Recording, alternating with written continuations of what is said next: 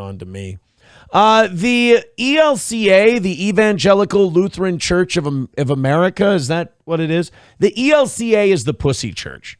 The Missouri Synod Lutherans, those people they're kind of hardcore, but they ain't Catholic hardcore. All right? Catholicism is the one true religion, worshiping the one true God. We got to work on the saints and the rules and the money and all that stuff. But look, when it comes to following the rules, we're the guys. All right, I got to turn this shit off. The ELCA, though, that's the, like if you want to go to church and you want to be Lutheran, but you don't want to believe in God, then you belong to the ELCA. So, let's say you want to call yourself Christian because it's fashionable. Let's say you want to be like, Jesus is my homeboy, that kind of thing, right? But you don't want to actually follow any of the rules, and you don't want to do anything the Bible says because it either makes you look not so woke or other people might look at you funny when you profess your faith. Then you become an ELCA Lutheran because you get all of the social status of religion, but you don't have to actually believe in God. Check this out. This is an actual thing. This is not a bit. This is not the ELCA trying their hand at satire and comedy. This is an actual Evangelical Lutheran Church of America promo video. Biblical texts say things about women and girls that we now recognize as harmful. Guess what? You're not allowed to. It's kind of the Bible. You're not allowed to go, oh, I totally believe in this. Except for this, and this, because I find it really inconvenient with moral norms. Yeah, you know who else said that, oh yeah, God's fine. Yeah, God's great. But, a lot of his stuff, it doesn't work around here. Sodom and Gomorrah.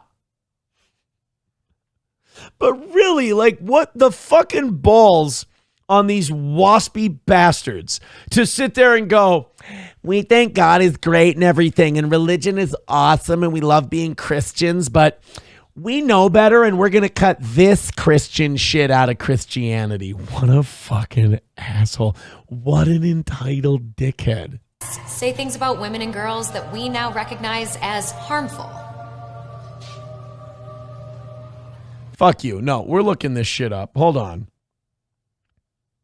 I don't have my Bible memorized left to right, top to bottom. Let's go Exodus 20:17. Oh, not 7. Let's go 17, you fat-thumbed dipshit. Me, not you, honey. Exodus, what? Exodus 20:17 is the 10th commandment. You can't what? No 10th commandment. The balls on you people. You know how I said that the Lutheran Church is Christianity, but you don't have to believe in God? They're fucking cutting out the 10th Amendment. 10th commandment. This is like saying I love America. It's great. Constitution, we're all about it. Some of this stuff we got to get rid of, though, because the time is come and gone, like the First Amendment. Prohibiting a person from coveting or lusting after their neighbor's house, wife, servants, animals, or any other possessions. What, that's harmful now? To tell people not to be jealous and covet their neighbor's wife and goods? What the all right, let's check the next one. So if you're a ELCA Lutheran, 10th commandment's out the window. Congratulations. You can just stare out the kitchen window and jack off to your neighbor's wife. You guys can have your swingers parties, and apparently everything's fine. Doot, we're going to Doot. Doot's got some problems. I get that. But, if you're going to be a Christian, you got to defend Doot, brother. 21:11-14. Let's check it out. If you notice among the captives a beautiful woman and are attracted to her, you may take her as your wife. All right. So if you capture a bunch of people, you get to take a broad. Bring her into your home and have her shave her head and trim her nails. Yeah, otherwise she'll scratch your asshole. And put aside the clothes she was wearing when captured. After she has lived in your house and mourned her father and mother for a full month, then you may go to her and be her husband, and she shall be your wife. If you are not pleased with her, let her go wherever she wishes. You must not sell her or treat her as a slave, since you have dishonored her. Well, I mean, in a way, some people would consider that kind of nice, if we're being honest. Peter 3:1-6. Ooh, the Gospels? Dude, really? Gonna shit on Peter? Wow, the fucking balls on these Lutherans, boy. All right. Wives, in the same way, submit yourselves to your own husbands, so that if any of them do not believe the word, they may be won over without words by the behavior of their wives. When they see the purity and reverence of your lives, your beauty should not come from outward adornment, such as elaborate hairstyles and the wearing of gold jewelry or fine clothes. You know, there's a lot of fucking broads that could read this shit. Rather, it should be that of your inner self, the unfading beauty of a gentle and quiet spirit, which is of great worth in God's sight. You Lutherans are out of your fucking mind. You think the world we're living in now is better than this shit? Hey, be a really sweet, honest, decent, God-loving, and God-fearing woman so that a man will find you attractive and you'll exude beauty from the outside or from the inside. Yeah, what a piece of shit God is for that one, huh?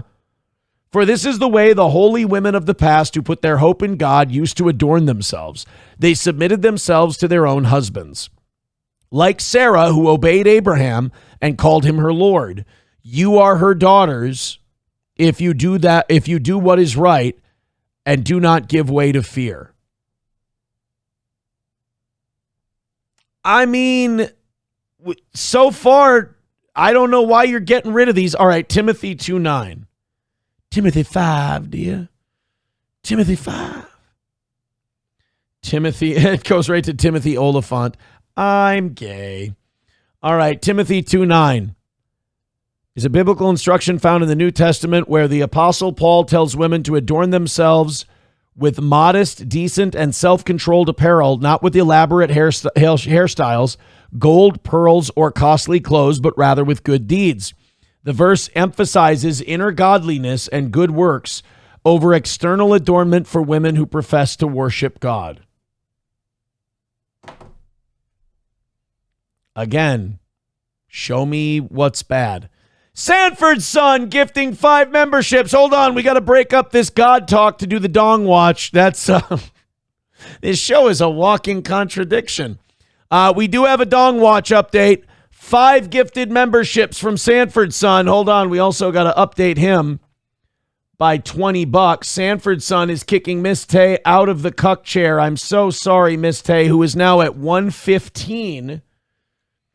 Miss Tay is at 115, but Sanford's son is at 120 for his trouble. Sanford's son, 120, now in the cuck chair. Gray Duckling gave us another $5, which puts him at 211 for this week. I am having a hard time keeping track. Gray Duckling with $5 says Timothy 2:9, smack that bitch. That's not what it says. It's not what it says. All right, we're dong watching. 5 gifted memberships. Schweitz, Todd Pemper, More Than Conqueror Christie, Kenneth 346, Big Tasty Burger. No dong. No dong. We're still on Dong Watch.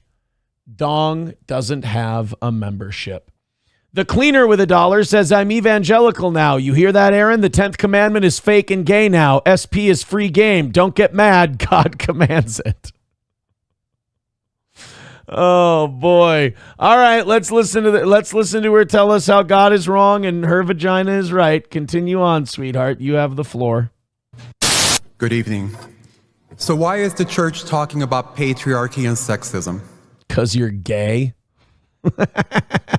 God told me it was okay to call you that. Here's part of a video that explains some of our church's teachings on these concepts. In the Evangelical Lutheran Church in America, or ELCA, we believe all people are created equally in the image of God. God intends for everyone to flourish. But because of the sin of sexism, Oh my God. It's not sexist to tell women, hey, you know, God tells you that if you're pretty from the inside, you'll exude it to the outside, and men will find that very wonderful to be a partner to. But if you cover it all up in glitzy jewelry and fancy hair, it might be a walking red flag. I'm telling you God's words, not no hustle. Sexism. This is arrogance in front of your God, is what you're doing. God is telling you a better path, and you're sitting there going, nah, I am woman, hear me roar. It's so not cool to tell me not to do my hair nice. Didn't say don't do your hair nice. He said if you want to find a nice man and a husband and live a good life, maybe you won't worry so much about the fucking jewelry and the dresses and the hair, and you'll just be a good, decent human being. Fuck! But you know what? Do it your way. I'm sure you won't be freezing your eggs at 40. women are often deprived of that right. As God's people, we believe we're called to seek justice and equity for all. But what does that mean for us today? And how are Lutherans responding? The Lutheran I hope a Missouri Synod member comes over and just smacks that mug off the table and goes, shut the fuck up, you pussy. commitment to I hope a big, butch, 260-pound, shoulder-length hair, linebacker-looking Missouri Synod bitch comes over and just smacks the mug off the table and says, do something, toots. I hope she's got greasy hair and shitty clothes. She exalts God. neighbor justice compels us to expose how patriarchy and sexism cause harm to all of creation. Oh, shave your head and clip your nails and then eat my ass. How about that? Throughout history, women and girls have suffered harm and injustice due to sex, gender, or both. Aren't you supposed to go to Christianity to like get away from all this new agey bullshit? Is there like, I know God doesn't intervene, like he kind of lets us do our thing, like gave us free will and all that. But can he break that rule to just come down so he can let us all know, hey guys, just want to let you know, the ELCA is full of shit. They're not part of anything I'm a part of. You can ignore them. They're gay. This has roots in patterns of power, privilege, and prejudice within a patriarchy. It's fucking God. He's got power and privilege. And yes, God is prejudice. He's trying to tell you how to not behave like a hooah. Say that 3 times fast. There are very real Cunt. Did I do too many? consequences of a system centered on men, including gender-based violence, Oh, yeah, because God's just like, you know what you should do when a woman's following the word of God? Kick the shit out of her. inequality, restricted access to healthcare and economic resources. The Christian You'd better not be saying not getting health care, meaning fucking Are you really telling God that you're a little annoyed with him that you can't get a fucking abortion? Dude, cancel the ELCA. Just fucking cancel them. There is like 45 seconds left in this. I don't know if I can get through it. I feel like I'm going to hell for watching it. Christian tradition is both a challenge and a resource when it comes to addressing sexism. And let me tell you, it's been a big challenge. It's no secret the Christian church has been complicit in the sins of sexism and patriarchy. She says that. She puts up Bible verses that they say are no bueno anymore. You want me to just get you a ladder and you can climb up it and go slap God right in the face? You want to just give that a shot? You want to pull down his pants at the pool in front of all his friends?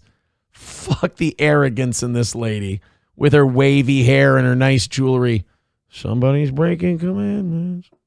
Scripture has been misused to oppress women. Biblical texts say things about women and girls that we now... Hold on. Judges 19. Judges 19 looks like a good one. Here. You guys want to hear what Judges 19 says? Judges 19 says, somebody hit the mute button on this bitch. No. In those days, Israel had no king. Now a Levite who lived in a remote area in the hill country of Ephraim took a concubine from Bethlehem in Judah. But she was unfaithful to him. She left him and went back to her parents' home in Bethlehem, Judah. After she had been there 4 months, her husband went to her to persuade her to return. He had with him his servant and 2 donkeys. Oh, that's nice. That's like bringing her a Bugatti now. She took him into her parents' home, and when her father saw him, he gladly welcomed him. His father-in-law, the woman's father, prevailed on him to stay, so he remained with him 3 days, eating and drinking and sleeping there. It sounds lovely. On the 4th day, they got up early, and he prepared to leave. But the woman's father said to his son-in-law, refresh yourself with something to eat, then you can go. This fucking nice guy. So the 2 of them sat down to eat and drink together. Afterward, the woman's father said, please stay tonight and enjoy yourself. And when the man got up to go, his father-in-law persuaded... This must have been the Jewish parts of the Bible. This sounds like a fucking Jewish guy for sure. Why are you leaving? Why don't you stay here and eat? Is my food no good? So he stayed there that night. On the morning of the 5th day, when he rose to go, the woman's father said, refresh yourself, wait till afternoon. So the 2 of them ate together. Then when the man with his concubine and his servant got up to leave, his father-in-law, the woman's father, said, now look, it's almost evening. Spend the night here. The day is nearly over. Stay and enjoy yourself. Early tomorrow morning, you can get up and be on your way home. But unwilling to stay another night, the man left and went toward Jebus, that is Jerusalem, with his 2 saddled donkeys and his concubine. When they were near Jebus, and the day was almost gone, the servant said to his master, come, let's stop at this city of Jebusites and spend the night. His master replied, no, we won't go into any city where people are not Israelites. We will go on to Gibeah. He added, come, let's try to reach Gibeah or Ramah and spend the night in one of those places. So they went on, and the sun set as they... What the fuck is this lady talking about where this is shitty to women? Oh, my God. Starting to see why God made these rules in the first place. Recognized as harmful. Dude, there's dude again. Some aspects of the scriptures reflect the cultures and societies in which they arose. But a Lutheran reading centered on Christ frees us from taking all the scriptures only literally. So, in other words, because modern times are so sinful and dreadful and materialistic and self-centered and awful, we get to free ourselves up to ignore all the shit that tells us to not be pieces of shit who only think about our makeup and our hair, and we get to go and do whatever we want. Isn't that amazing? The ELCA, ladies and gentlemen, eat all you want and don't gain any weight.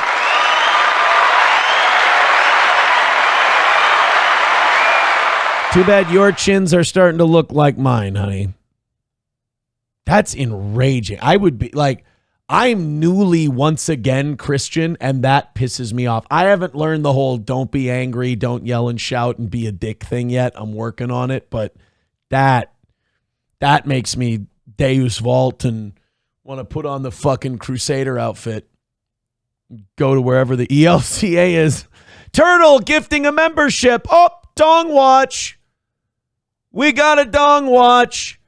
Turtle gifting a membership to Tree Man. No offense to you, Tree Man. I'm sure you're a wonderful guy, but we were hoping that it would be the dong that got it. Return Trip says, dude, this is a psyop. What else could it be? Trump 1 says, that's a Jezebel. Right? What does ELCA mean? Evangelical Lutheran Church of America. I know Lutherans, and the ELCA is looked at as the pussy church, and the Missouri Synod is like, you fucking listen to God or I'll kick the shit out of you. I mean, not quite those words. 09 Canyon says Luther wrote most of the 99 Theses, or however many there are, while on their equivalent of a toilet. He was chronically constipated. That is actually true. If you look that up, Martin Luther wrote the 99 Thesis on the shitter.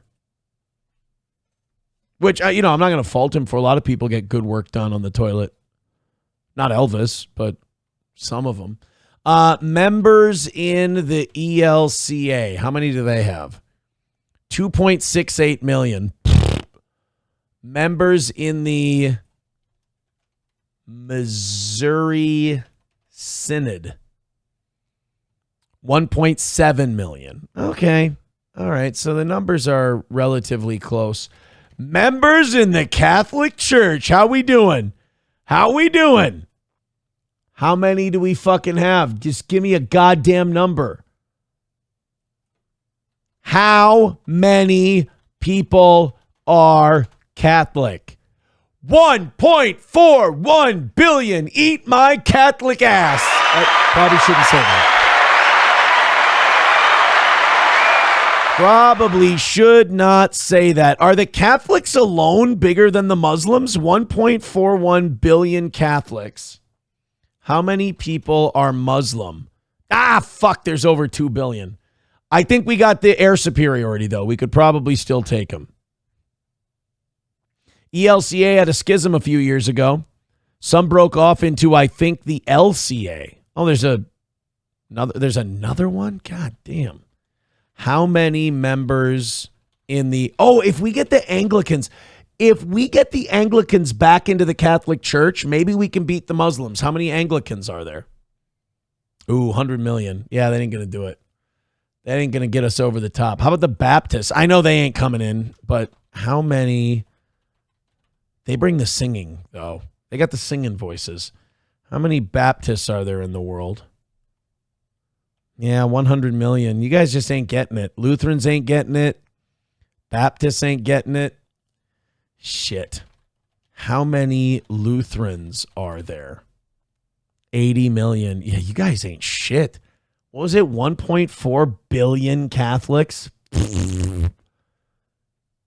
What is the second biggest Christian denomination? What is the second biggest Christian denomination? Because Catholics are smoking you.